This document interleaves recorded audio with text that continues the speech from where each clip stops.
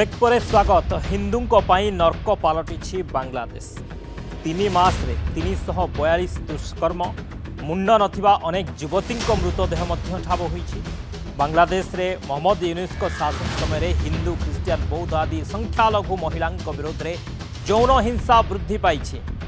90 दिनरू कम समय मध्य 342 दुष्कर्म मामला सामना को आसी। मुंड नथिबा अनेक झील मृतदेह मिली। बांग्लादेश यौन हिंसार एक भयंकर स्थितिर सम्मुखीन होउछि। विशेषकर संख्यालघु संप्रदायर महिला एवं नाबालिका मानक अधिक टार्गेट करा जाउछि। मोहम्मद यूनुस नेतृत्वाधीन मध्यवित्तकालीन सरकार अमल में यह अधिक होबार लगी। एने बांग्लादेश मानवाधिकार कांग्रेस फॉर माइनॉरिटीज पक्षर एक रिपोर्ट प्रकाश पाई।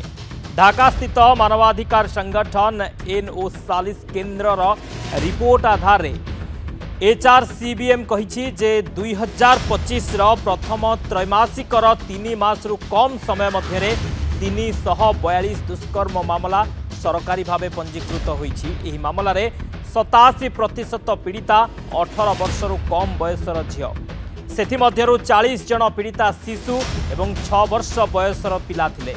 देश में गणदुष्कर्म वृद्धि पाउछि। पीड़ितांक मध्यरु अधिकांश संख्यालघु संप्रदायर नाबालिका। अधिकार संगठन अनुजाई यही भयंकर संख्या केवल सरकारी रिपोर्टर एक छोट अंश। प्रकृत संख्या किंतु रिपोर्ट रु बहुगुणा अधिक।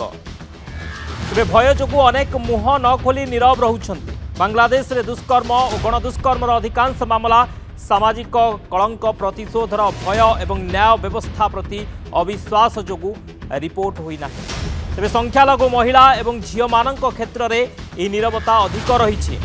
आईन प्रवर्तन एवं निम्न अदालत गुड़िकर धार्मिक पक्षपातिता करा जाउथिबार अभियोग हेउछि। फल पीड़ितांक परिवार न्याय रे बाधा सृष्टि हेउछि, जहा फल अपराध रिपोर्ट हेउ नाही। फल अपराधी दंड न पाई खोला बुलुथिबा अभियोग हेउछि। ए संपर्क अधिक आलोचना करबा आम सहित प्रदोष पट्टनायक वरिष्ठ सांबादिक फोन लाइन में जोड़ी होइछन्ति। पट्टनायक आपनको स्वागत करुछि नंदीघोष टीवी की। बांग्लादेश रे हिंदू मानक पई वर्तमान बांग्लादेश नर्क पलटि जाइछि एवं जहाँ रिपोर्ट कहूछि 342 दुष्कर्म अनेक युवती मृतदेह मुंड नथिबा मृतदेह ठाब होउछि। एवं ये सबु भितरे संख्यालघु संख्या हिंदू संख्या अधिक रहुछि, अर्थात हिंदू माने बेसी निर्यातनार शिकार हेउछन्ति। देखंतु बांग्लादेश रे हिंदू माने होउछन एवं सेठी जदि आमे देखिबा गोटे वर्ष पर बेसी समय सेठी गोटे भारतीय हसीना बंगबंधु मुजिबुर रहमान झियो आवामी लीग नेत्री तांको सरकार को क्षमताच्युत करागला। तापरे सेठी गोटे आप देखिथिबे छात्र आंदोलन फलस्वरूप एटा हैला एवं तापरे अंतरीण सरकार गोटे सेठी कार्य हो। अंतरीण सरकार होचंती मुख्य होचंती मुख्य तत्वावधायक कहतु नेतृत्व कहतु मोहम्मद यूनुस। से नोबेल पुरस्कार पाइछंती। नोबेल पुरस्कार पाइछंती। भारत सहित अतीत खूब भल संपर्क थिला। ये सब सत्य आम देखा मोहम्मद यूनुस सरकार आसे अंतरीण सरकार कहला आसवा परे सेठी निश्चित भाव में हिंदू मान प्रति दमन बढ़ी। हिंदू खाली सेठी नुह हिंदू संख्यालघु मान प्रति तो निर्यातना करा होउछि, तांकु शोषण करा जाउछि, तांकु जो भलिया भाव में जहाँ कहले गणदुष्कर्म होउछि। ता सहित हिंदू देवादेवी मंदिर हिंदू धर्मपीठ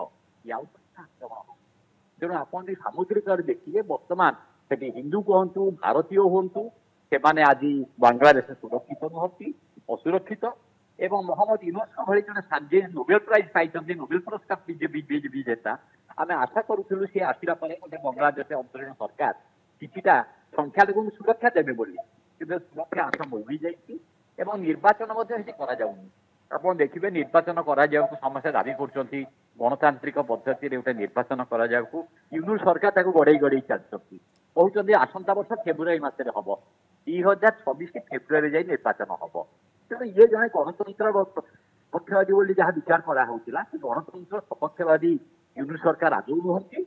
एवं सेठी जो भाया भाव दुष्कर्म जो भाया अत्याचार जो भाया भाव में शोषण एवं हिंदू देवदेवी ध्वंस जो लीला लगी यहाँ निश्चित भाव आम गोटे सतर्क घंटी एवं यहाँ गोटे दुर्भाग्यजनक कहला।